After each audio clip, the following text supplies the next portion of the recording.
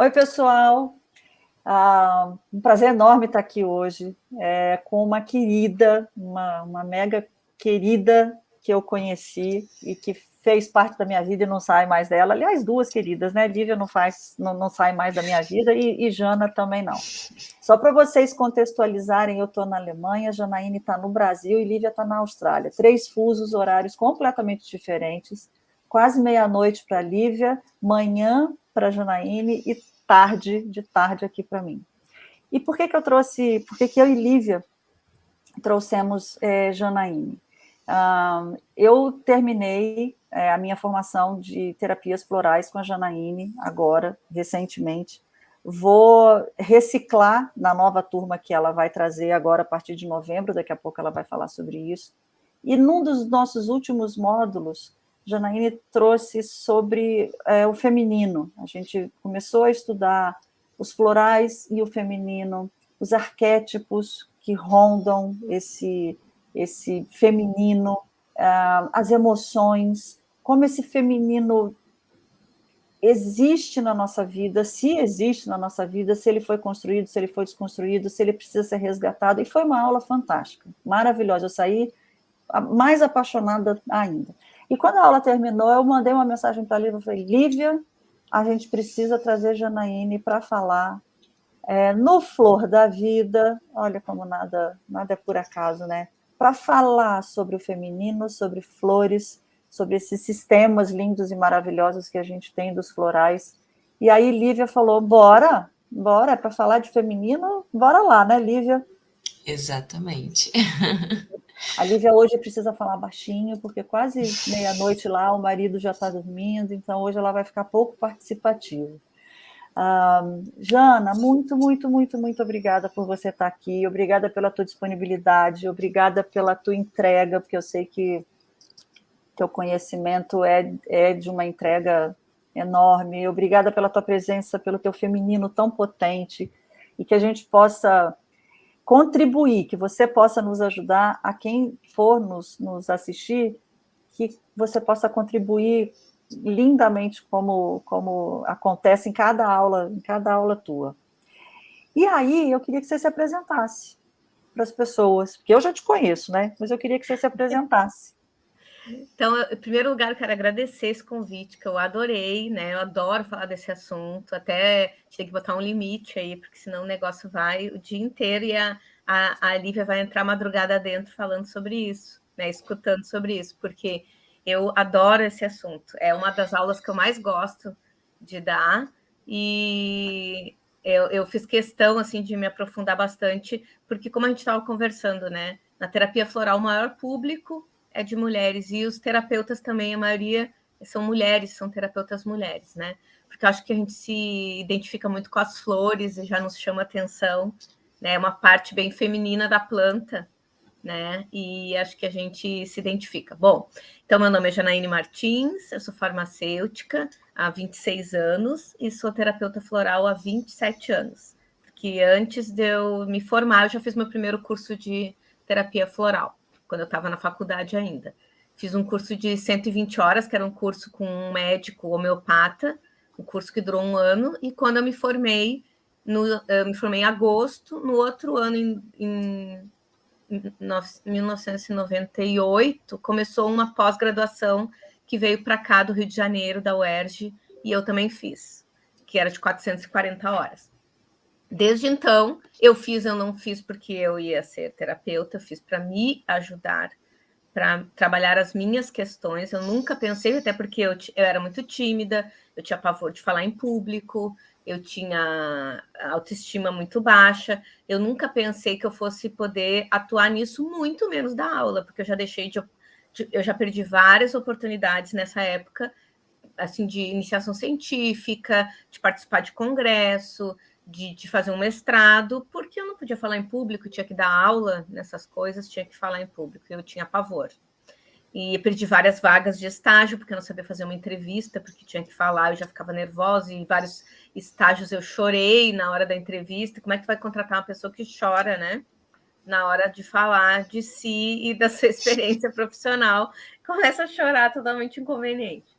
Então, além da terapia floral, eu também sou farmacêutica homeopata, fitoterapeuta, sou reikiana, sou aromaterapeuta, que eu não me considero muito, porque eu acho que eu ainda tenho que estudar muito mais sobre aromaterapia. Auriculoterapia também tenho formação, e estou sempre aí no meio dessas práticas integrativas, que é a minha bandeira que eu levanto hoje em dia, e é onde eu procuro ajuda quando eu estou precisando também, tanto para as questões físicas quanto emocionais.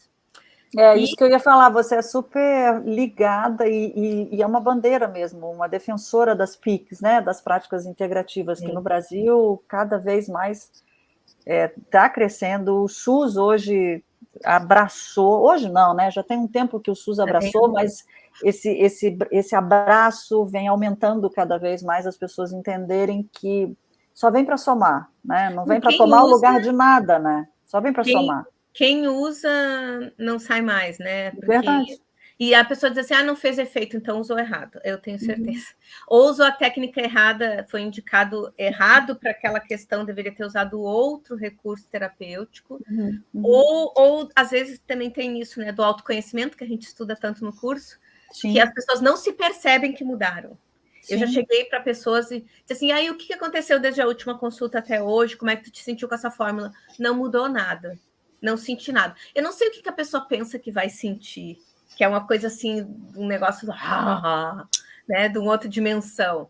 Mas aí a pessoa começa a contar e ela diz assim, sabe que eu comecei a fazer, sei lá, uma vez uma paciente minha, eu comecei a fazer salgado para fora, eu comprei um forno industrial, eu estou fazendo salgado, eu estou vendendo tudo lá, salgado integral, saudável, estou vendendo lá no... Aí sabe que eu peguei minha gaveta, olha tudo isso que ela me contou, e eu fiquei olhando para ela, não mudou nada. Aí eu peguei uma gaveta de calcinha de sutiã, joguei tudo fora, comprei tudo novo, tô tão feliz, fiquei tão bonitinho, não sei o quê. Falou várias coisas, eu disse, não mudou nada, né? Ela, meu Deus, é verdade, eu não tinha percebido. As pessoas às vezes não se percebem também as suas mudanças. Sim, sim. E uma coisa que você fala muito logo no início das aulas, quando você diz assim, não pensem que floral vai ser como um remédio de febre, que tomou 40 minutos depois fez efeito. Não é isso. É um comprometimento, é um autoconhecimento, é uma constância, é um voltar um olhar para si, né? É um se conhecer, não é passe de mágica, é um processo. E às vezes as pessoas, dentro desse processo do floral, precisam se perceber coisas que elas nem fazem, né, Ana? Então, Às vezes eu noto isso também desde a homeopatia. As pessoas perguntam umas coisas para a pessoa nunca parou para pensar. Se tu piora ou melhora com frio ou com calor? Nunca parou para pensar. Tu dorme para que lado na cama? Tu tem aversão a algum tipo de alimento? Esse tipo de coisa, muitas vezes, no modelo biomédico convencional, não se pergunta para o paciente, não se considera o paciente, se considera só a doença. E a gente aprende nas práticas integrativas a tratar o doente. É muito mais importante conhecer a pessoa que tem a doença do que a doença que a pessoa tem. E aí, se essa pessoa não se percebe, que dirá, que é o nosso tema de hoje, o seu feminino. Porque o feminino foi escanteado, né? Fala pra gente, conta pra gente. O feminino, desde a sociedade no tempo dos celtas, era matriarcal. As mulheres estavam no centro. Existiam várias comunidades ainda tradicionais, né? Que a mulher era o centro da sociedade, da civilização naquele tempo. E hoje, e com o tempo, foi se dando prioridade à força física, que claro que o masculino tem mais força física, né? Desde o tempo das cavernas, né? Foi se valorizando coisas, e porque o feminino ele é tão complexo que as pessoas têm dificuldade de lidar com ele. Ele é muito poderoso e complexo. Então, foi os homens, para assumir, eles começaram a botar como uma coisa inferior, como se emocionar. De vez em quando eu vou passar um gato aqui, tá? Não se preocupem. Sem problema, eles fazem Elas parte. têm agora a mania de subir aqui nas minhas costas, não sei. E aí todas as gravações que eu faço aparecem elas. Elas querem aparecer. E o feminino foi colocado... Só falar. Essa é Morgana? Essa é Morgana. Tá certa. E aí foi colocado assim na nossa cabeça que o feminino era inferior, que se emocionar era inferior, que se aprofundar no sentimento. Tá, Morgana, mas aí também ficar mostrando imagem, não vai ficar bonito. Estamos falando de feminino, gente. Ela tem que participar. Claro. Ela é aquariana também. É aquariana. Pronto. E aí foi colocado assim porque, como é mais complexo, se a gente for ver, tu que é de humanas, né, Patrícia, é muito mais complexo. As pessoas botaram na cabeça que humanas que a gente brinca que faz meme, fazer miçanga. Fazer miçanga não para a Lívia também, né? Lívia é psicanalista, então Lívia entende, né? E aí essa construção talvez vem, como isso me é ameaçador, eu preciso descredibilizar. E como é que eu descredibilizo isso? Dizendo que isso é... Aí é o que você estava dizendo.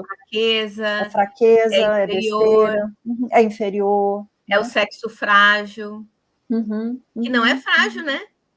Que desde o nascimento, eu não sei se você sabe, uma vez pelo menos meu professor de embriologia falou isso, que nasciam, parece que 20% ou 30% a mais de concepções eram de meninos. Porque os meninos morriam mais e são mais frágeis ao nascer e tem muito mais abortos naturais, né? Que acontecem com meninos. Tanto que isso me chamou a atenção que uma vez, quando eu estava no 2º grau, fui visitar não era um laboratório, acho que era um museu da PUC, daqui do Rio Grande do Sul. A gente foi fazer uma visita e os fetos que tinha ali nos vidros eram tudo de meninos. De menino? E aí, depois, quando o professor me falou isso, quando eu já estava na faculdade, que o professor falou isso, eu disse, gente, então é por isso que só tinha amostragem de meninos ali, sabe? Porque tanto no nascimento quanto na concepção é uma gravidez mais frágil a do menino. As meninas são mais resistentes. Então, o professor falou, né? Quanto que tem na natureza? Quantos que nascem, quantos que prevalecem? É mais ou menos 50% de cada um. Mas as concepções muitas vezes são mais de meninos, mas porque a maioria dos abortos espontâneos que acontecem, ou da fragilidade ao nascer e não conseguir sobreviver, é dos meninos. Que loucura, né? Incrível. E somos nós que somos as fracas, né? E somos nós que somos o sexo frágil. Agora, eu lembro de na aula você ter comentado que essa história toda começou lá atrás com Lilith e Eva, né? Conta pra gente. A gente tem 2 grandes arquétipos, né, do feminino, que são dessas histórias... Dos celtas, quando você estava contando também, né? Desde as histórias antes de Cristo, né, que eram contadas oralmente, né, eram passadas de boca a boca, não tinha escrita registrado disso. Mas tem o mito, que é estudado também na psicologia, né, que é o mito da Lilith e de Eva, que até foi reproduzido na Bíblia, né, foi registrado ali, só que a Lilith foi tirada da Bíblia, porque eram femininos mais selvagens, mais sagrado feminino mesmo, né? E aí não era favorável para aqueles que quem escreveu a Bíblia foram homens. Tiraram o relato de Maria Madalena, tiraram o relato de Maria, né? Porque não convinha a eles, né? Deixar esse feminino não podia existir, não podia aparecer, podia, né?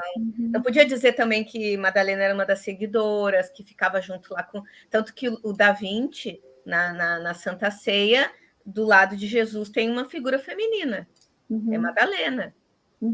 Eles dizem que é Pedro, sei lá quem é que eles dizem que é. Mas que nunca foi reconhecida como alguém com tanta força, com tanta presença. É que ela era prostituta e ela não era prostituta. Ela era só uma mulher sábia que sabia ler, que o pai dela ensinou ela a ler, e era uma coisa que mulheres não podiam ter conhecimento. Como ela era filha única do pai dela, o pai dela passou todo o conhecimento para ela. E outra, ela era uma mulher de posses, porque o pai dela só tinha ela para deixar a herança.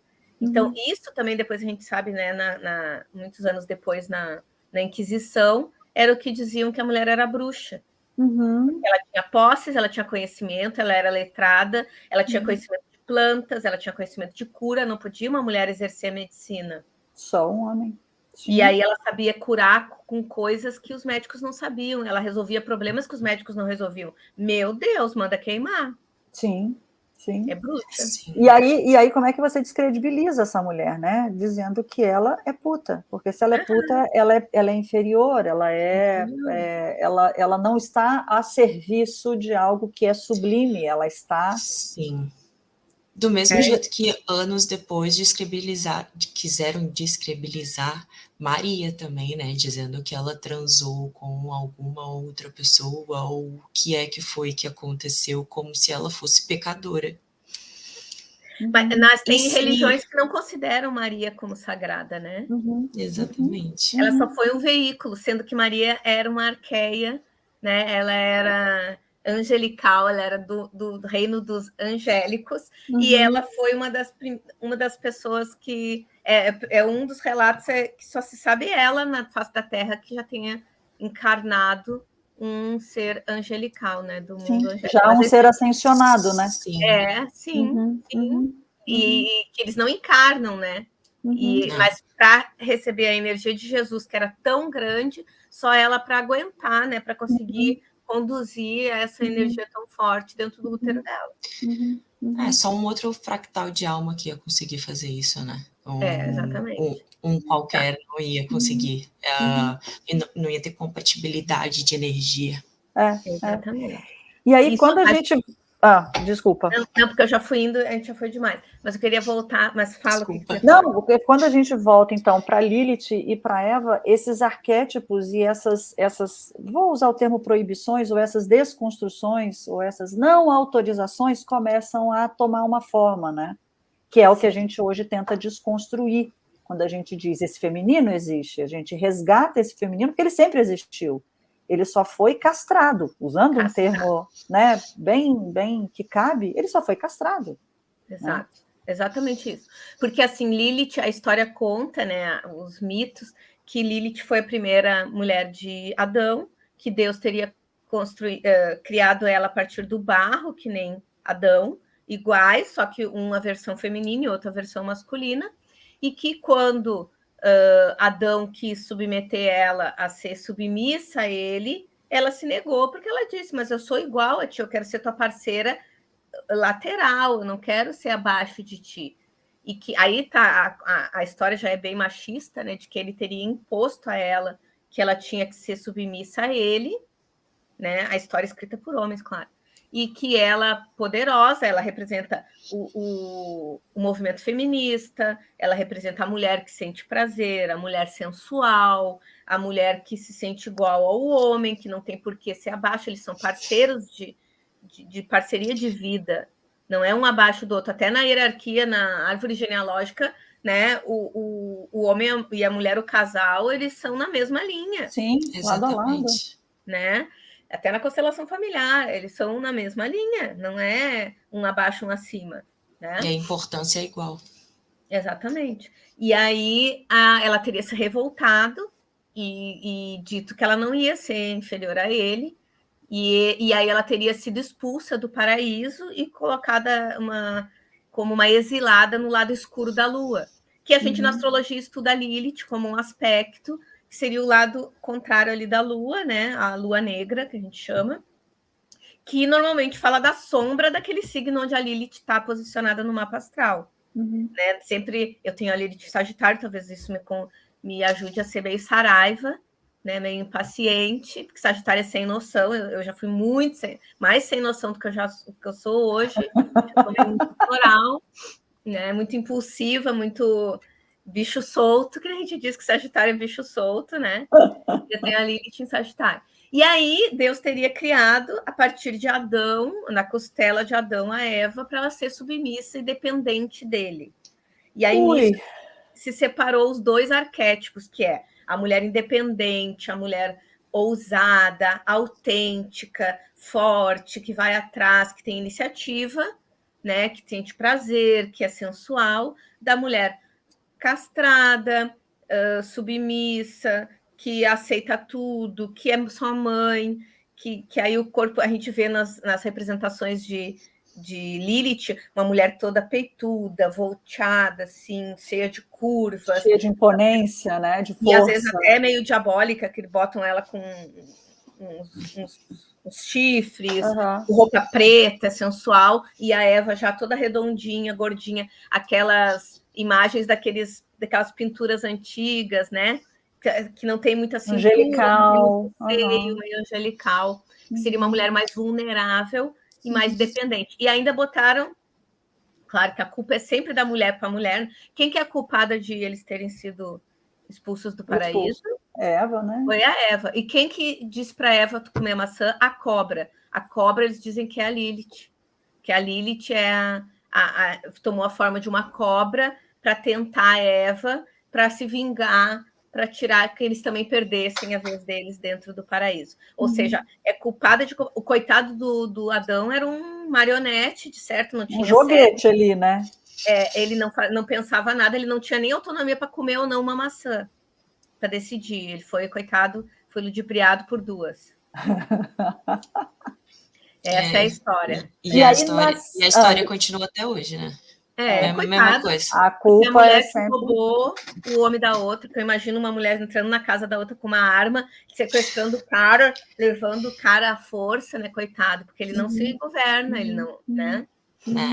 E aí, onde é que os arquétipos entram nessa construção desse feminino e que você na aula é até um exercício que você pede que a gente faça, né? Que a gente vá lá fazer o nosso teste para saber qual o nosso arquétipo, qual aquele que nos governa. Eu sempre achei que eu fosse até disse no nosso grupo, né? Eu falei, me surpreendi, porque eu sempre achei que eu fosse, depois eu conto quando ela terminar de falar para não dar spoiler, eu sempre achei que eu fosse e lá no teste, né? Eu sempre achei que eu fosse por identificação da história, mas no teste eu sou outro completamente diferente. Mas também os arquétipos, eles mudam, né? Assim, pela fase da vida. São momentos, exato. Por exemplo, uma mulher quando está... Uma menina, por exemplo, que está adolescente, ela está mais namoradeira, ela está mais numa fase de paquerar, então quando vê ela está mais Afrodite. Mas aí depois ela começa a trabalhar, aí ela já está mais Atena, mais focada na carreira. Aí ela casa, quando vê ela vira Hera. Aí depois, quando vê ela fica grávida, ela está mais Deméter. Então, a gente tem as fases que estão em áudio. Claro que a gente tem o nosso fundo, né? Nossa estrutura, assim, Nossa essência, mas a gente está passando por fases, é que nem na astrologia. A gente tem nosso mapa astral de natal de nascimento, mas a gente tem as progressões, as revoluções solares. A gente tem uma fase que a gente está mais o ascendente, a gente está mais a lua, a gente está mais o sol. Né, dependendo das influências dos planetas quando eles estão passando. E tanto que a astrologia se inspira muito nos arquétipos, né? Os nomes dos planetas têm a ver com os arquétipos masculinos e femininos. Sim. Isso não é por acaso. Sim. Né? E aí conta um pouco como é que foi essa história de Zeus, o fofoqueiro lá da história, como é que esse feminino foi surgindo? Fala um pouco disso pra gente. Essa história maravilhosa. Assim, vou tentar me lembrar da história toda, tá? Assim, mas é mais ou menos assim. Deixa eu ver se era o Cronos, Urano. Urano e Gaia eram casados, eram um casal, Urano e Gaia, né? Urano era o céu e Gaia era a terra. E aí, Urano recebeu uma profecia de que um dos filhos dele ia destronar ele. Né? E ele ficou desesperado e ele queria impedir isso. Então, ele começou a impedir a Gaia de parir. Ele trancava os filhos dele dentro do ventre da Gaia e não deixava que os filhos saíssem. E ela tinha muita dor, porque ela queria parir aqueles filhos e não conseguia. Aí, gente, tudo isso aí é mito, é uma coisa assim bem fantástica. Não tem nada assim de pensar assim, meu Deus, mas como que o cara teve um filho com um cisne? Pois é. Né? Então não é assim de mitologia é isso, né? É o imaginário, é o imaginário, é uma coisa fantasiosa, tá? Imaginem aqueles filmes de fantasia que um se transforma no não sei o que, tipo isso. E aí, Gaia, desesperada, pediu para um dos filhos dele. Não, como é que ela fez? Ela pegou e deu uma pedra. Como é que foi, gente? Deixa eu me lembrar. Agora eu me esqueci. O início, o negócio, se ela dá pedra. Não, da pedra é a outra. Deixa eu me lembrar como é que ela fez. Eu sei que quem fez foi Cronos. Já sei. Cronos cortou os testículos de Urano e jogou no mar para que ele parasse de fazer isso. Inclusive, dessa espuma que formou do sêmen dele no mar, nasceu Afrodite, né? E aí Cronos conseguiu nascer, tá? Passado um tempo, Cronos recebe também uma profecia de que aconteceria com ele a mesma coisa, que um dos filhos dele ia destronar ele, já que ele destronou o pai dele, né? E ele, muito pensando assim, não quero que minha mulher sofra como a minha mãe sofreu, não é justo, né? Então ele pegava e deixava nascer os filhos, só que ele engolia. Ele ia engolindo os filhos para não deixar nenhum destronar ele. Até que a esposa dele resolve enganar ele para deixar os filhos nascerem, enganar ele e dar uma pedra para ele engolir no lugar do filho. E assim nasce Zeus, que é o único filho dos arquétipos masculinos que não foi engolido pelo pai. Por isso ele é o mais prepotente, é o mais que não aceita a autoridade, é o mais que se acha. É o poderoso, né, do Olimpo. Enquanto que Poseidon e Hades, que são os outros irmãos dele, que cada um ficou com uma parte, né? O Zeus ficou com a superfície da terra, Poseidon ficou com os mares, com as águas, e Hades ficou com embaixo da terra, né? E aí, ele, dos filhos, dos três, né? Ele é o único que não foi engolido pelo pai. Então, ele é o arquétipo daquele homem que se acha, que é prepotente, né? Disso, Zeus passou o rodo no Olimpo. Ele pegou todo mundo. É a gente, é bicho, é Deus, é herói, é semideus, ele pegou todo mundo. Apesar dele ser casado com Deméter, ele passava o rodo, né? E aí teve esses arquétipos todos que foram nascendo dessas relações com ele, como a Afrodite, como a Perséfone, né? Tem essas várias filhas aí que foram... Atenas. Uhum. Isso, Atena, que era filha dele da cabeça do pai, que não nasceu da mãe, nasceu da cabeça do pai, né? Então a gente tem esses arquétipos. Dos femininos, que é o nosso tema, a gente tem um grupo que é as deusas virgens, que não quer dizer que elas não transam, quer dizer que elas são independentes. Até esse nome não tá bom, né? Mas é porque as virgens e as vulneráveis. Uhum. Então, não tem muito a ver com o que a gente pensa no significado dessas palavras. Mas as virgens, elas são arquétipos que se manifestam elas nelas mesmas, não precisam de outro, de um terceiro para se manifestar, né? E as vulneráveis seriam aquelas que dependem de um outro ser, seja filho, seja parceiro, para se manifestar.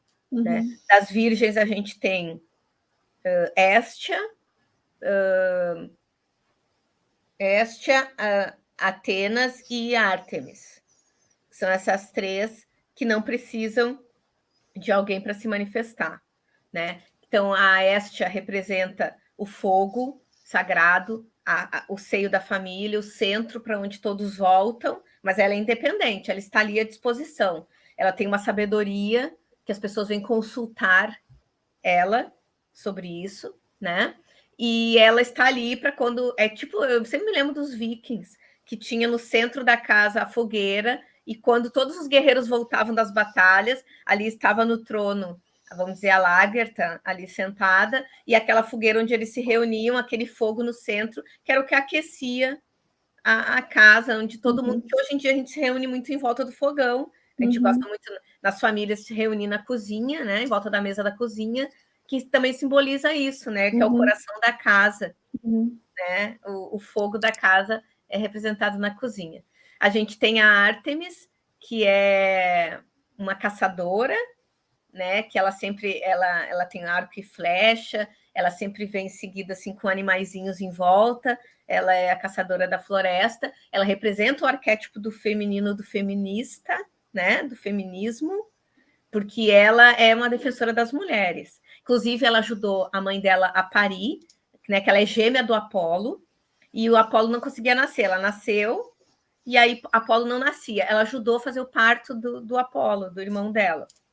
E aí ela é a que rege as doulas, as parteiras, né, as enfermeiras, as mulheres que cuidam de outras mulheres. Tanto que muitas vezes as mulheres que estão vibrando no arquétipo de Ártemis, elas são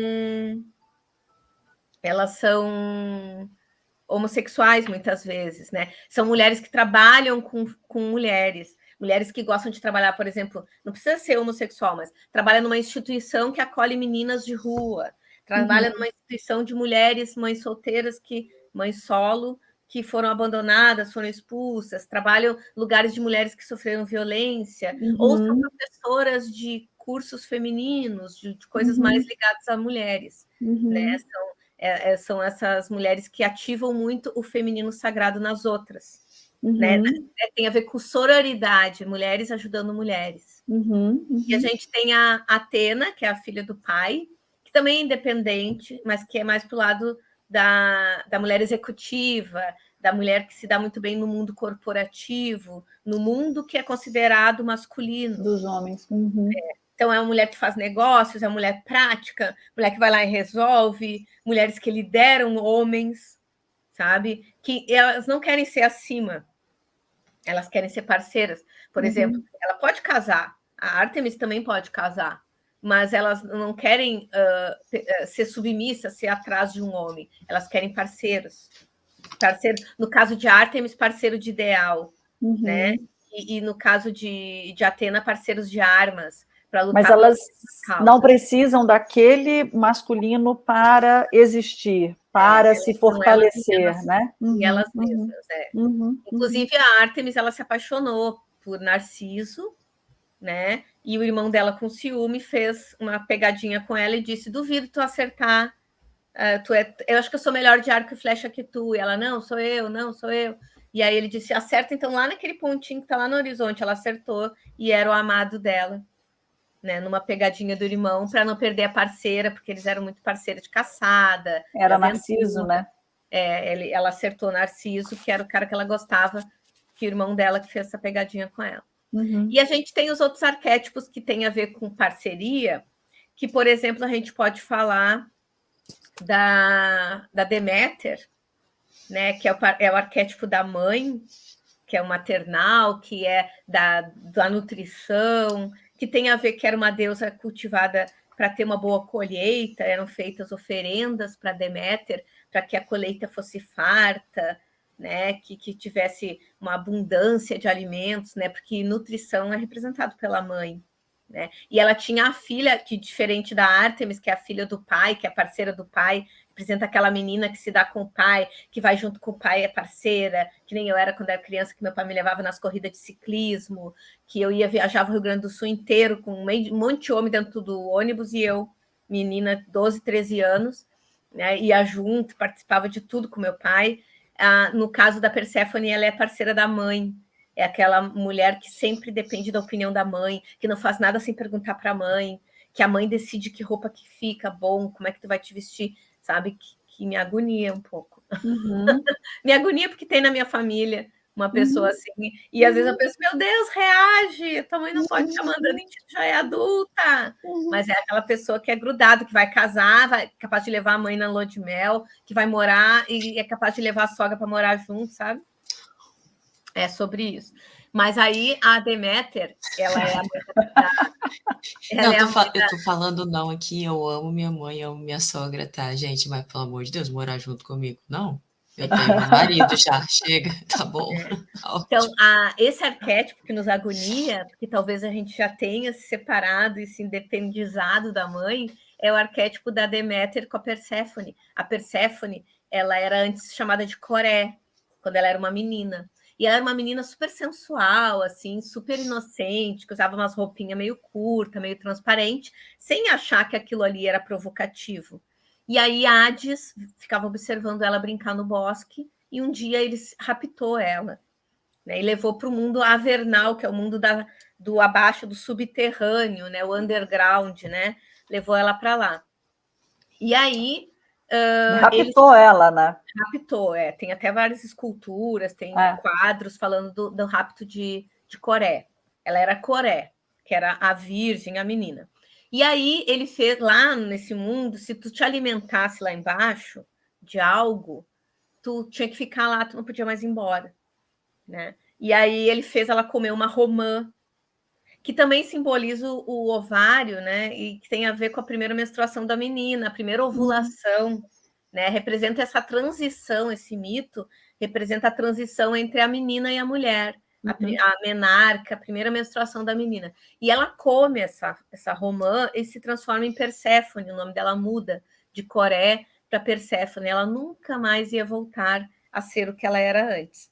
E ela fica lá. E Deméter, quando sente falta da filha dela, entra em pânico. Elas eram grudadas, eram unha e carne. E ela começa a botar o terror lá na superfície da Terra e diz que nada mais vai nascer na superfície da Terra enquanto a minha filha não voltar. Porque ela não sabia onde a filha estava, né? Não sabia onde a filha estava. E aí ela bota o terror, e aí Zeus começa a rechear. Aí daqui a pouco entra o fofoqueiro, que eu adoro. Quem foi o fofoqueiro do Olimpo? Adoro essa parte da história. E aí chegou lá em Zeus as reclamações, todo mundo dizendo, meu Deus, as pessoas estão passando fome, não tem mais comida, não está nascendo mais nada, e não sei o que, não sei o que. E aí ele chama o mensageiro do Olimpo, que era o fofoqueiro, que sabia de um tudo, né? Chamou o Hermes e pergunta: Hermes, o que está acontecendo? Olha, não está nascendo nada na agricultura, os bichos não estão mais crescendo, não estão mais reproduzindo, não está mais nada, está um horror. E por quê? Porque Deméter está se negando a deixar qualquer coisa fertilizar, qualquer coisa nascer, porque sumiu a Coré. E aí ele disse, mas cadê a Coré? Ele disse, eu sei onde é que está, porque eu vi. Então ele disse assim, então tu dá um jeito de levar Deméter lá para ver a filha dela, porque isso não pode ficar assim, senão vai acabar com a humanidade, vai acabar com o Olimpo todo, que não vai mais nascer mais nada. E aí, Mercúrio, né, que também é a mitologia greca e romana, num ele é Hermes, no outro ele é Mercúrio. Sim. Ele leva Deméter lá, na boca da entrada do Hades, lá do mundo avernal. E mostra para ela que tá tua filha, se abraçam, choram, né, um reencontro, e aí Deméter diz, vamos embora para casa. E aí a Perséfone já estava um pouquinho seduzida por aquela coisa do submundo, tanto que ela rege também as mulheres místicas, as mulheres que gostam de ocultismo, de saber o outro lado, o que tem por trás do mistério, nessas coisas de ciências ocultas, astrologia, espiritualidade, essas coisas, tudo tem a ver com o arquétipo de Perséfone, porque ela virou a rainha depois do mundo lá de baixo, no mundo dos mortos, né, do outro lado. E aí ela já estava meio seduzida, né? Ele estuprou ela também, então tem a ver com essa coisa de perder a virgindade, dessa transição de menina para mulher. E ela disse, mãe, mas eu não posso mais ir porque eu já me alimentei lá embaixo. E ela disse, não, tu vai voltar comigo. Ela disse, não posso mais. E aí a Hades intervém, né? E ela disse assim, então nada mais vai nascer na face da terra se não voltar para mim. E aí eles fazem um acordo, né? Como ela não podia ficar sempre em cima, na superfície, e a mãe dela não queria deixar que ela ficasse sempre embaixo, eles fizeram um acordo 50% então, né? Então ela fica metade do ano com a senhora e metade do ano comigo. E foi aceito o acordo. Metade do ano, então, ela está na superfície da Terra, e é quando é a primavera e o verão, quando as coisas são abundantes, quando tem luz, quando tem os nascimentos, quando floresce, quando, né, as pessoas saem de dentro das tocas, todo mundo vai para a rua, todo mundo, né, sai mais, fica mais exposto e convive mais. E metade do ano é outono e inverno, que é uma coisa mais restrita, que a pessoa fica mais contida. Né? Que as pessoas normalmente... O que tem na história da cigarra e da formiga, né? Tinha que estocar os alimentos durante a primavera e o verão para suportar o inverno e o outono, que ia ter falta de alimentos. Uhum. É bem isso, esse arquétipo, né? Uhum. Da mãe e da filha. Uhum. O que é maravilhoso, né? Da gente pensar, né? Que tem tudo a ver, assim, esses arquétipos com isso. Tem a ver com ciclos menstruais também, né? Com o ciclo menstrual da época que o endométrio tá juntando ali o alimento para receber um bebê. Aí ele não recebe, ele descarta, que tem a ver com tipo um choro que o útero tá fazendo, né? Tá chorando por não ter sido fecundado, né? Então, as oscilações que a gente tem no mês, nos 28 dias do ciclo menstrual, como se fossem as 4 estações do ano também. Né? Então, eu acho fantástico. E tem como é que é o nome da outra? Que é A outra que é com H também. Hera. Ah, não, tá. Tem a Hera, que ela representa o arquétipo da mulher casada, que ela ama a instituição casamento.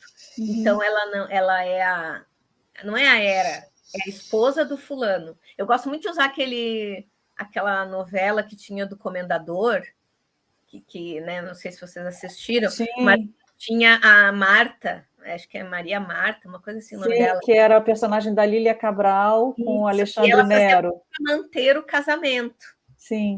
Né? Então ela ia contra a opositora, ela não ia atacar o marido dela, que o marido dela traiu ela. Ela ficava contra e tentava descartar pelos bastidores a rival. E é isso que é o arquétipo de Hera. A Hera, tanto que ela é considerada que ela é uma mulher que já foi muito humilhada, desprezada, negligenciada, ela aprendeu a sobreviver, mas que ela aprendeu que a vida dela era focada em arranjar um bom casamento. Então, é aquela mulher que diz, sou muito bem casada, eu sou a esposa do fulano. Ela é uma mulher, ao contrário de Atena, que a Atena quer ser... A Atena também se apaixona e se interessa por homens poderosos, mas não porque ele é mais poderoso do que ela. Ela quer alguém que seja tão poderoso quanto ela. Agora, a Hera não. Ela é aquela que é a esposa do famoso, a esposa do grandão, a esposa do chefe. A existência dela passa pelo marido, pelo chefe. E ela é aquela que é o esteio que faz todos os bastidores para ele brigar. É aquele negócio que diz que por trás de um homem de sucesso tem uma mulher, não sei o quê. Ela é essa mulher que fica nos bastidores. Inclusive, ela, enquanto Deméter, da primeira importância dela para os filhos, a Deméter, ela larga quem for que me negligenciar os filhos dela, a Hera, ela abre mão, assim, ela é aquela que diz assim, tu não vai trazer, vamos resolver isso daí, tu foi mal na prova, não deixa teu pai saber que teu pai já tem muita incomodação, nós vamos resolver isso daí, tu não me fala nisso, porque teu pai chega cansado em casa, tu não fala isso para não trazer problema pro teu pai, que já tem muito problema. Então ela tenta resolver tudo, deixar tudo lindo, ela faz tudo nos bastidores para que ele chegue e queira voltar. A questão é que ele queira voltar para o lar. Entende? Mas tem a outra, deixa eu até olhar aqui, porque eu sempre esqueço, porque tem a Hera, é com H, aí tem a Hécate, eu sempre confundo, tem a Hera, a Héstia e a Hécate. A Hécate é a anciã, a Hécate é aquela de sabedoria, tipo a bruxa velha de sabedoria. E ela muito dizem que é que vem depois da Perséfone. Que primeiro ela é um trio das 3 fases da mulher, que é Coré, que é a menina, depois Perséfone, a mulher, né? Que também pode ser Deméter, se ela for mãe, porque não necessariamente a mulher precisa ser mãe. Né? Às vezes as pessoas confundem isso. É só um aspecto da mulher. Eu já vi uma vez num programa de TV, dia 8 de março, dia da mulher, a Fátima Bernardes entrevistando um monte de grávida. Eu disse, gente, dia das mães é em maio. Março é dia da mulher. Parece que a mulher é menos mulher por não ser mãe. Sim. É só um dos aspectos, né? Sim. Mas aí tem esse trio, que é a Coré, a Perséfone e a Hécate. Então, a evolução dessa coisa do misticismo, da sabedoria do oculto, de saber essas coisas, daquela mulher que é consultada, né? Diferente da Hera, que ela é o centro da casa, é o lar, a Hécate é a sabedoria da mulher. Até o amadurecimento desse feminino, né? Dessa mulher dentro dessa trajetória desse feminino, né? Exatamente. E ela representa a mulher de sabedoria, né? A loba, aquela mulher que já passou por essas fases e que agora ela é em si, né? A mulher menopausada, que até é muito valorizada em certas, por exemplo, no candomblé, a mãe de santo que é menopausada, ela é mais poderosa, porque ela não é mais regida pela lua. Ela não tem oscilações, ela é constante, ela já passou por todas aquelas fases e já tem um autoconhecimento muito maior, uma sabedoria maior para passar conselhos para os outros, para orientar os outros. Que na sociedade patriarcal também disseram que a mulher menopausada não serve mais para nada. Sim. Porque antes a mulher servia para quê? Para procriar. Se ela não é mais fértil, não tem serventia. Sim. Né? Que causa um monte de problema e um monte de efeito colateral e crises nas mulheres quando estão chegando nessa fase da vida. Sim, sim. Que antigamente o valor está atrelado a isso, né? A sua utilidade está atrelada a isso, né? E aí esse feminino é muito desvalorizado, porque se você não tem um filho, você então não está. Se você não é mãe, você então não está sendo, você não está exercendo o papel que você teria que exercer. Se você trabalha fora e não cuida da casa, você não está exercendo o poder o lugar que você tinha que exercer. E se você agora, né, menopausou, você não tem mais serventia nenhuma para nada, porque acabou, né? E tem até uma fala que é muito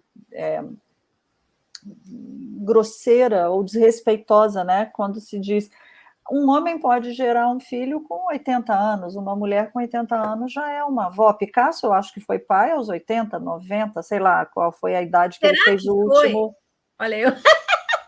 Será que ele foi? Né? Mas e uma mulher. De DNA, né? Eu acho que não tinha. E uma mulher, não, né? Como se ela tivesse um tempo de existência, ela só pode existir daqui até aqui. E quem não tem filho, e quem exerce o seu feminino por um outro caminho. Então, eu acho que é isso que você sempre traz nas aulas, desse resgate. A gente se identifica com esses arquétipos em muitos momentos, mas quando a gente se percebe, que foi uma coisa que você falou lá no comecinho, né, de como às vezes no atendimento com os teus pacientes, muitas dessas mulheres nem se percebem, onde é que o floral entra nessa hora para o resgate desse feminino, desses arquétipos? Como é que é a tua leitura, assim, quando vem uma paciente para você e começa a contar, você já identifica, opa, temos uma Deméter aqui, temos uma Atena aqui, temos uma Hécate aqui. Como é que você junta isso tudo no floral? Primeiro, eu queria comentar que uma aluna minha, uma vez, meio indignada, me perguntou na aula por que a gente tem que aprender esses arquétipos? O que isso me traz? Aí eu disse para ela para não fazer esse tipo de pergunta, porque ela era exatamente aquele arquétipo da Ártemis, da mulher independente, que não depende de homem, e para quê? E aí eu disse para ela, porque tu não pode, como terapeuta, se tu vai ser uma terapeuta, menosprezar esse ou aquela fase que a mulher está passando, as escolhas que aquela outra mulher fez. Porque tu acha que o teu arquétipo é melhor, é mais poderoso do que o que a outra está vivendo.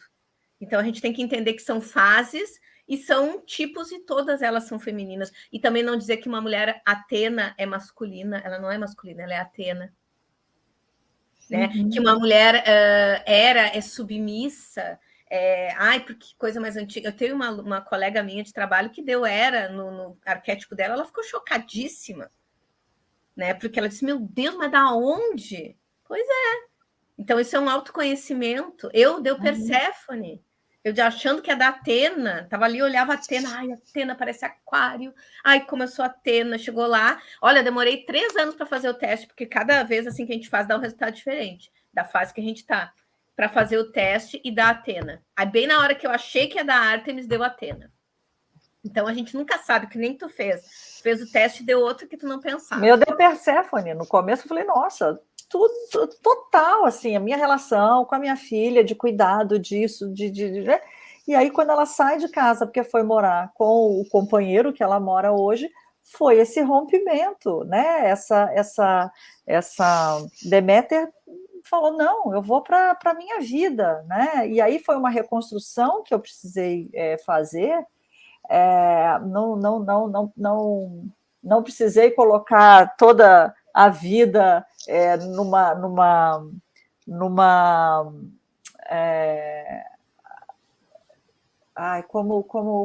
como ela fez, de nada mais vai criar, nada mais vai criar. Não, foi interessante porque daí eu fui talvez fazer o meu crescimento ou o meu plantio e a minha colheita e o meu conhecimento nessa nova fase. Coincidiu com a minha menopausa, né, de ter entrado na menopausa, E hoje, quando eu fiz o teste, na nossa aula, deu Atena, e é o mesmo, é bem o momento, né, que eu tô e que eu tô vivendo.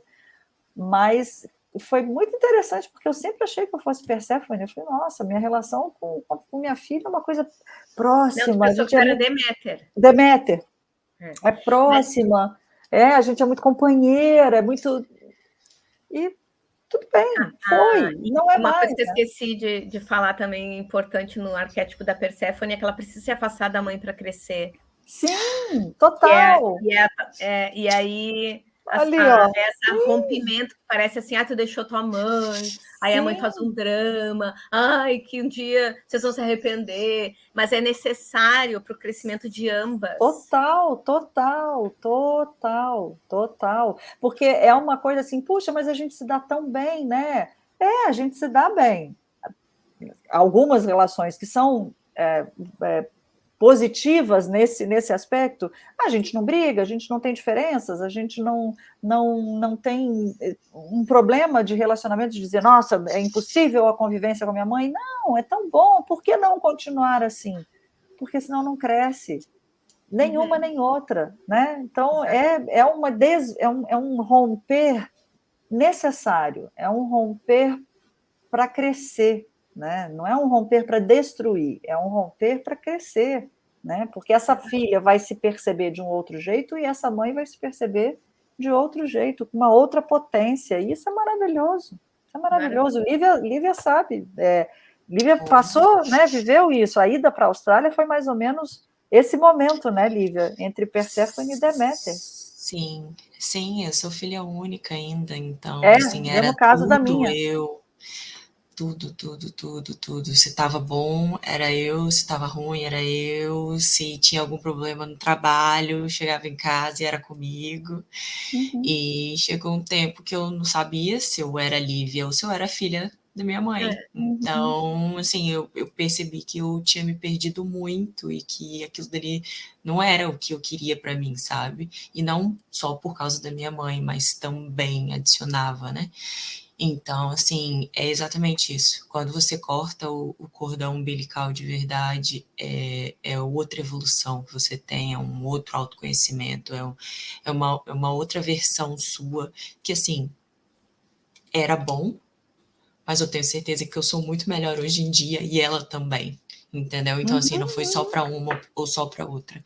Graças a Deus, minha mãe também não foi de ficar fazendo drama de eu ter vindo e tudo mais, mas foi complicado para todas as duas, porque foi um luto durante alguns anos até você entender que você não vai ter aquela pessoa todos os dias, mas que você tem aquelas pessoas todos os dias, ela só não está mais convivendo com você o tempo inteiro, mas não quer dizer que ela não faz parte da sua vida. No mesmo formato, né, Lívia? Só não é mais no mesmo formato, exatamente. Né? E aí, Jana, aí você disse que a tua aluna falou para que a gente tem que estudar isso? E aí é por isso que eu acho que é importante para a gente valorizar que tem vários tipos de mulher e uma não é melhor ou pior do que a outra, né? É só uma outra face do feminino. E que bom que tenha variedade, porque isso faz a gente crescer, né? Tanto que quando a gente faz o teste lá da deusa, a gente sabe que se der uma muito baixo perto de outras, aquela ali é que a gente tem que trabalhar com as florais. Né? Se a Deméter deu, que nem uma vez para mim, todas deram em torno de 20 e poucos pontos e a Deméter deu lá 5. Não, aí vamos ter que trabalhar esse arquétipo do feminino aí, do maternal, que não é só ter filhos. Por exemplo, a Deméter, ela gosta de alimentar as pessoas. Eu tenho uma dificuldade, se chega uma visita na minha casa, eu nunca tenho que as pessoas pensam assim, vou comprar um negocinho se chegar uma visita. Eu fico pensando, como assim, gente? Como que a pessoa chega sem avisar? Se a pessoa vai avisar, eu vou comprar na hora que a pessoa vai chegar. Então, se alguém chega de surpresa, eu não tenho nada. É só um copo d'água e olhe lá. Às vezes não tem nem Ela tinha que ter nascido em Vitória. As pessoas não gostam de ser visitadas em Vitória. Eu não gosto você de ser tem que visitada avisar. de surpresa. Eu detesto. Jana conhece Vitória, já teve em Vitória algumas vezes. Amanhã, depois de amanhã eu vou para lá, graças a Deus. Adoro. Mas eu não gosto. A Mônica, que me recebe lá, é a única que é Deméter na cidade, então, porque, meu Deus, tudo que ela pensou, ela fez que parecia que é um quarto de hotel, com tudo que eu podia precisar, desde shampoo, condicionador, absorvente. Disse, Mônica, mas eu tô viajando. Se eu preciso, eu vou levar na minha mala. Nada. Capixaba detesta receber visita sem ser avisada. Aquela coisa de, oi, estava passando por aqui, tocar o interfone. Está em casa? Capaz da pessoa olhar assim, falar, não vou nem tocar, não vou nem chegar na janela, mas eu vi teu carro na garagem, tinha saído a pé, menina, não estava em casa? Então eu vou me dar bem se eu morar lá, porque ninguém vai estranhar. Mas aí a gente trabalha na pessoa aquilo que ela está sentindo de falta, de dificuldade de desenvolver, né? Eu não vou trabalhar o auge, a possibilidade, eu vou usar o pulo do gato que ela tem já desenvolvido para poder acessar aquilo que ela está sentindo falta, seja na área do trabalho, seja na área dos relacionamentos, seja na área da família. A gente vai pegar o floral que tem a ver para desenvolver aquela virtude que a pessoa está meio escanteada, ela está meio lá na sombra, e a pessoa não consegue trabalhar. Então, nos florais de bar, a gente tem mais florais estruturais, porque bar era homem, na década de 30, de 20, ele não tinha... Você acha que ia ter um floral para orgasmo feminino? Acho que as mulheres nem sabiam o que era isso, coitados, né? Para TPM, não se considerava isso. Ele fez as coisas básicas, ele só fez 38 essências. Agora, depois os próximos que vieram, que foi da Califórnia, já tem vários florais femininos. Toda a linha que tem os lírios, que são os lilies, trabalham arquétipos femininos, né? Então a gente tem o hibisco, que vai trabalhar mais uma Afrodite, o lado sexual, sensual, né? A gente tem o lado da mariposa lily, que trabalha a maternidade, tanto a minha relação com a minha mãe, como a relação eu como mãe do meu filho, né? Que aí já vai trabalhar mais uma coisa na base da Deméter. Então a gente vai fazendo a fórmula da pessoa, juntando aquela situação, e a primeira pergunta quando chega na consulta é: o que poderia ser melhor?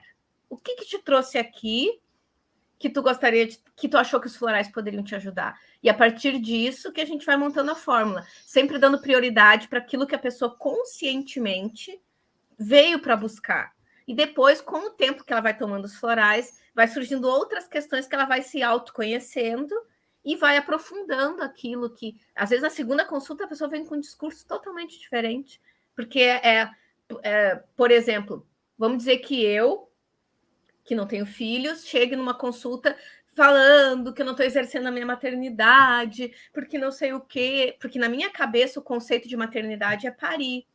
Mas aí eu tomando florais e eu tendo autoconhecimento, eu me dou conta de que eu tenho animaizinhos de estimação que também, criar animais também é maternar, que dar aula e professora é uma profissão maternal, que ser terapeuta é uma profissão maternal, que parir projetos, sabe? Que lutar por projetos, que fazer essas coisas, é um jeito de juntar Atena com Deméter e usar essa garra de lutar por uma causa em parir uma ideia nova e criar algo que é maternar também um projeto. Então, aí a gente vai trabalhando isso com os florais e os resultados são maravilhosos, né? As pessoas fazem as pazes com elas mesmas, né? Muitas vezes uma depressão está por trás de uma coisa que ela acha que não está realizando, mas ela está vendo com olhos do patriarcado, ela está vendo que eu tenho paciente, eu tenho aluna minha aqui no curso, no último dia, que eu pergunto na aula do feminino, a primeira pergunta na aula: o que é ser mulher para você? Verdade.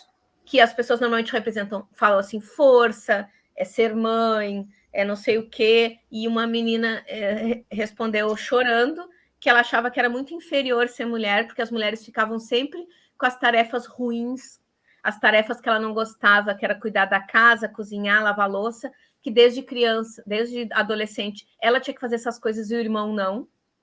O irmão podia sair nas festas e ela não, só pelo simples fato de que ela era menina. Ela tinha que arrumar a cama e o irmão não. Ela tinha que recolher a mesa e o irmão não. Lavar a louça e o irmão não. E ela entendeu que ser mulher era ter desvantagem. E ela, chorando, me disse que agora ela amava ser mulher e que ela estava muito feliz, que antes ela não imaginava, se ela tivesse uma filha, o que seria da vida dela. E hoje ela está esperando. Ela disse: eu estou esperando que a minha menininha chegue.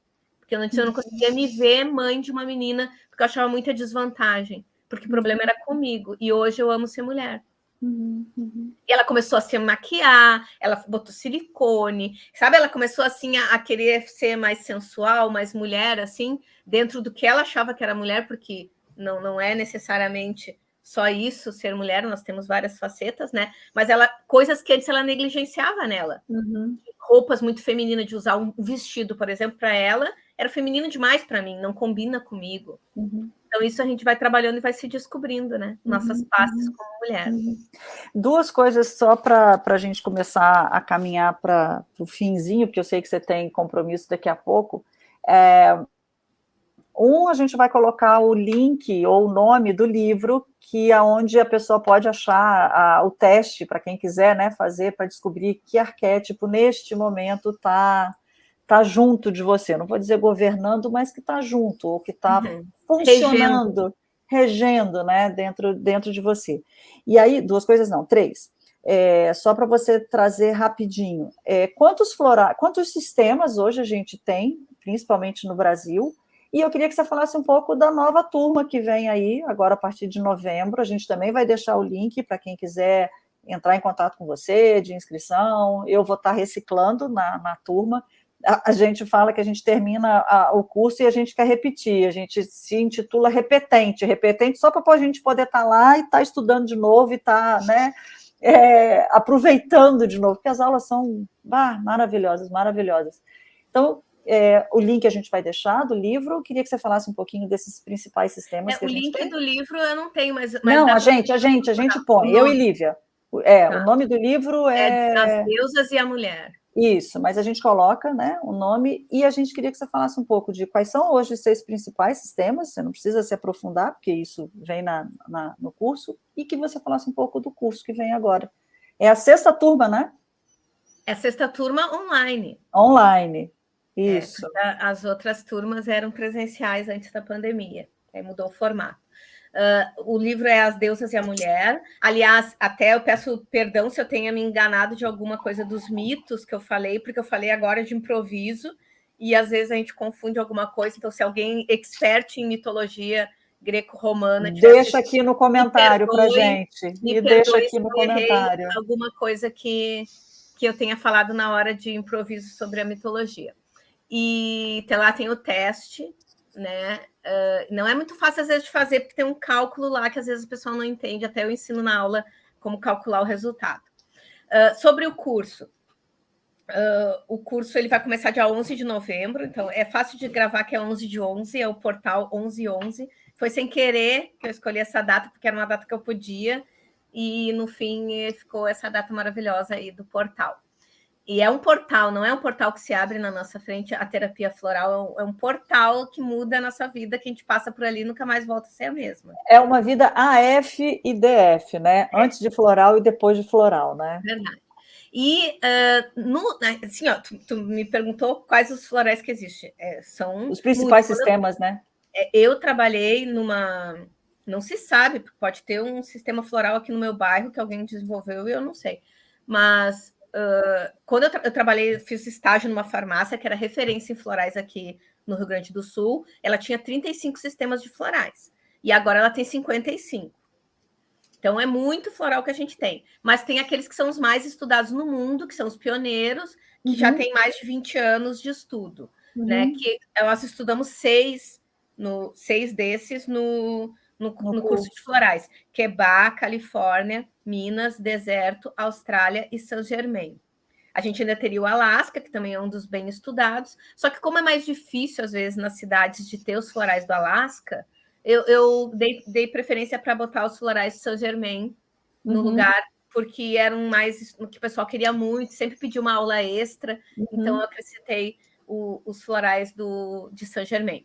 E a gente aprende no curso tanto a cada um dos perfis desses sistemas, porque eles têm temas centrais, eles têm características que dependem de quem desenvolveu esses florais, né? Em cada lugar do mundo, tem uns florais que são de biomas específicos, como florais do Alasca, florais do deserto, são daquele lugar, da Austrália, da vegetação rasteira, da Austrália, do bush, da Califórnia, mas tem os florais, por exemplo, de Saint-Germain, que tem florais até de fora do Brasil, tem floral desenvolvido na França, tem floral desenvolvido em Portugal. Então, o de Bach também, ele não é só de flores lá da Inglaterra, né? Ele também recebeu mudas de plantas de outros lugares. Parece que o Vine, que é da videira, e o Olive, talvez, ele recebeu de outros lugares e plantou para cultivar, né? Então, a gente vai aprender como utilizar essas essências, o potencial de tudo isso para ajudar as pessoas a crescerem e a atingir os objetivos dela. O objetivo de uma pessoa pode ser ter um emprego melhor, ter mais abundância, da outra pessoa pode ser vencer a raiva, vencer a impaciência, vencer a tristeza, vencer, né? Ter força para lutar contra uma doença. A gente diz que a gente não trata as doenças, a gente trata o doente. Então, eu posso tratar uma pessoa oncológica, não vou tratar o câncer, eu vou tratar a pessoa que tem câncer. Porque essa pessoa que tem câncer, ela continua tendo insegurança, ela tem medo, ela está enfrentando uma doença grave, ela teve um diagnóstico difícil. Tem fragilidade. Tem fragilidade, tem crenças limitantes. Às vezes a gente não diz que a pessoa desiste de viver, que a pessoa se entregou para a doença. A gente vai ajudar essa pessoa a lutar contra isso. Ela vai ter força e vai dizer, eu vou lutar, eu vou vencer. Porque o psicológico da pessoa influencia muito no resultado de qualquer tratamento. Então, a gente trabalha tudo isso na terapia floral. Eu acho que o teu exemplo, que você sempre conta no início do curso e que você trouxe para a gente hoje, ele esclarece bem. Quando você diz, eu era uma pessoa tímida, eu não tinha segurança, eu perdi oportunidades, eu tinha medo de falar em público, e hoje, a cada fim de semana, você está numa parte do Brasil ministrando curso para farmacêuticos, você tem a formação, que já teve no formato presencial, agora está no online. Então, olha essa transformação, assim, essa Janaíne de hoje, que está falando para tantas pessoas, é a mesma Janaíne que há uns anos atrás dizia, mas nunca, se alguém chegasse para você lá atrás e dissesse, olha, daqui a X anos você vai estar viajando esse Brasil inteiro, falando para 50 pessoas, você ia falar, capaz, de jeito nenhum, e se trancar no quarto de medo, né? Em Belém tem 417 inscritos. Olha aí. Nem são 50 pessoas, são muito mais. Né? Então, você é um bom exemplo dessa transformação de quem você era. Outra coisa, isso passou muito pela relação minha com a minha mãe, né? Então, como isso reflete, né, na constelação, que eu também é uma área que eu gosto muito, que eu gosto de juntar com a terapia floral, porque nos traz muita coisa da terapêutica, da abordagem do paciente, de entender o que está por trás daquilo ali. Né? Eu não me dava com a minha mãe, eu tinha um relacionamento desde criança super conflituoso com a minha mãe. E se alguém me dissesse um tempo atrás que hoje eu ia ter o relacionamento que eu tenho hoje com a minha mãe, eu ia dizer, tá louca. Eu sempre dizia, ainda tinha gente que dizia assim, vai ter que reencarnar ainda para fazer as pazes. Eu tinha uma raiva quando alguém dizia isso, tinha vontade de pular no pescoço da pessoa. Que ela dizia assim, vocês ainda vão voltar muitas vezes juntas para resolver isso. Aí eu disse, agora... Chupa! Resolvi aqui. Tô viva para resolver, gente. Pelo amor de Deus, não. Mas eu ia achar... Eu ficava com muita raiva, que eu dizia, então não vou encarnar. Eu dizia que eu era revoltada com a Ariana, né? Eu dizia assim, então eu não vou reencarnar. Então eu vou me negar a encarnar. Eu dizia assim, de tanta raiva que eu tinha. E eu resolvi isso muito floral, constelação. Minha mãe também toma florais. Inclusive, até tem um aqui que chegou da farmácia que o meu irmão levar para ela. Sabe? E foi um salto quântico que a gente deu, assim. Porque reverbera, né, Jana? Exatamente. Reverbera no sistema. Reverbera no sistema, né? Reverbera no sistema. E tudo, né, gente? Meu irmão hoje faz um autoconhecimento, faz terapia. Meu irmão é veterinário. Ele participa de grupos de constelação familiar, ele é da equipe lá que faz os representantes. O meu pai... que na família do meu pai ia ter uma pessoa, que nem meu pai, que eu trouxe um doce para ele lá do Nordeste, o Nego Bom, que é o nome de um doce de banana, e meu pai deixou aqui, não levou, que ele veio cuidar das minhas gatas. Eu disse, pai, mas eu trouxe esse doce para ti. Ele disse, não, a minha glicose está meio ruim, e depois que sobe, tu sabe como é que é, não vai querer baixar. Então dá para outra pessoa. Nunca na história da humanidade, da família do meu pai, alguém ia deixar de comer uma gulodice por qualquer tipo de doença, podia estar morrendo, ia continuar comendo um negócio que faz mal. Eu tenho tias diabéticas que comem doce e diz que o que faz mal é ficar com vontade. E aí, o que tu vai dizer para a pessoa? Isso né? é conhecimento, e aí eu vi né? assim, olha o salto quântico que está reverberando em todo o sistema familiar mais próximo. Sim, sim. sim. Né? Então... E tudo isso a partir do dia 11 de novembro, quem quiser aprender, as inscrições estão abertas. Estão abertas e pode ser parcelado, pode ser... A Patrícia mesmo se inscreveu e pagou na moeda dela lá e depois é convertido lá no sistema, na plataforma. É pela Hotmart, né? As aulas são online ao vivo, mas quem não puder assistir, às vezes tem fuso horário também, né? Fica difícil, mas as aulas sempre ficam gravadas depois para ser assistidas posteriormente. Eu só aconselho que não deixe acumular, porque as aulas são de 12 horas. Ainda que dá para botar na velocidade maior, que agora, como eu sou uma pessoa impaciente, eu agora tudo eu boto 1,5 ou 1,25 a velocidade. Até agiliza mais, que às vezes a gente fica... então, assim, fica mais dinâmica a aula. Mesmo assim, são 12 horas de aula. Então... não, mas eu acho importante dizer que as aulas são, apesar de elas serem online, elas são ao vivo, porque a aula ao vivo é outra dinâmica, é outra pegada, é outro ritmo. Muito rápido, a gente troca não é ideias. cansativo, não é cansativo, não é cansativo. É um sábado e um domingo, o domingo vai até, acho que o horário do Brasil, meio-dia, né? Mas não é cansativo, é maravilhoso. É uma vez por mês, né, Jana? A aula, e aí quem não pode estar ao vivo, assiste. E, gente, façam, é maravilhoso. E há quem assista mais de uma vez. Tem gente que assiste ao vivo, aí fica assim meio... na hora, assim, né, afoito, não consegue anotar muito, depois vai lá e assiste de novo, gravado, para fazer mais anotações. E aí a gente tem um grupo no WhatsApp, né, daquela turma, e ali a gente troca, informação, e ali a gente troca material, né? A gente fica amigos, a gente parte para outro curso, e né, como eu e Savene, que a gente foi fazer outro curso junta. A gente está fazendo... Tu não está fazendo o curso dos mestres ascensionados? Estou fazendo dos mestres ascensionados. A professora também está sempre estudando. Né? Mônica, que está em Vitória. E eu sou repetente nos mestres, porque eu fiz até o 10º módulo, são 16 módulos, e aí agora eu voltei para fazer de novo, repetente. É maravilhoso, é maravilhoso. Então, o convite está aí, a gente vai deixar o link. A gente queria muito, muito, muito te agradecer. Quem sabe, né, voltar para falar agora do masculino, vai que os meninos ficam com ciúme, né? Falou só do feminino, pois quem sabe, só que né? eu digo pro meu aluno Rafael, que às vezes a gente tem um podcast também juntos, né? Eu digo assim, Rafa, tu tem que falar. Uma vez eu cheguei assim, ele veio aqui em casa me entregar um negócio que ele comprou numa viagem. Ele e a esposa. Aí eu disse assim para ele, dentro do carro, assim, Rafa, tu tem que estudar o masculino. E a esposa dele, é verdade, tu tem que estudar o masculino. Aí ele, calma, 2 aquarianas contra mim.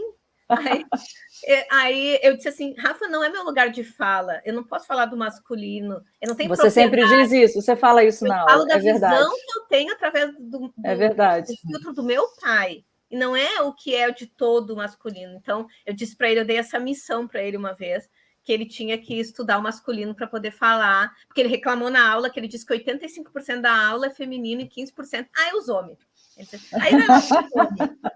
Aí eu disse, mas o que eu vou fazer se tem mais material sobre mulheres? Porque o feminino foi colocado de lado, ficou se conhecendo, ficou se trabalhando, se fortalecendo, e os homens já estavam com a vida ganha e não precisavam disso, achavam que era besteira.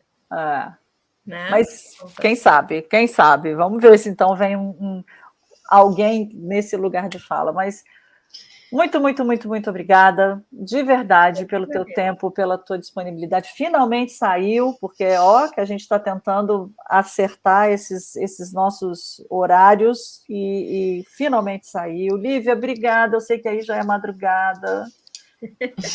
Obrigada. Obrigada a vocês. Eu que agradeço. Eu queria deixar o meu Instagram para quem quiser me seguir, claro. @terapeuta floral online. É só botar lá, terapeuta floral online, tudo junto, vocês vão me achar lá. A gente vai colocar tudo isso, né? Na hora que a gente fizer a publicação, né, lá no Flor da Vida no Instagram, a gente marca o teu Instagram, a gente vai colocar todas as informações do curso, do link, manda para a gente, né, pelo WhatsApp essas informações para a gente copiar, colar e colocar lá. E obrigada de novo, de verdade. Eu que agradeço, muito obrigada, e desculpa a correria aí, porque como eu fico só 3 dias, segunda, terça e quarta em Porto Alegre, eu tenho que resolver tudo segunda, terça e quarta, e as pessoas arranjam muitos compromissos para mim, às vezes nem sou eu que arranjo tantos para mim, eu colaboro também, né? Mas aí eu já tenho que viajar 5 horas da manhã, então não é nem assim, eu tenho quinta de manhã para terminar o negócio. Não, porque eu tenho que acordar às 3 da manhã para estar 5 horas dentro do avião para viajar de novo. Para dar aula, não queria, não era tímida, né? Não foi tratar, né? Não foi cuidar dessa timidez. Nem precisou alguém botar um revólver na minha cabeça e me obrigar, eu que quis ainda.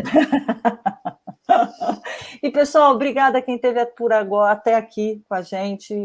Até uma próxima. Obrigada de verdade, Lívia, Jana, e a gente se vê. Um abraço, Obrigada, pessoal. gente. Beijo. Tchau. Beijo.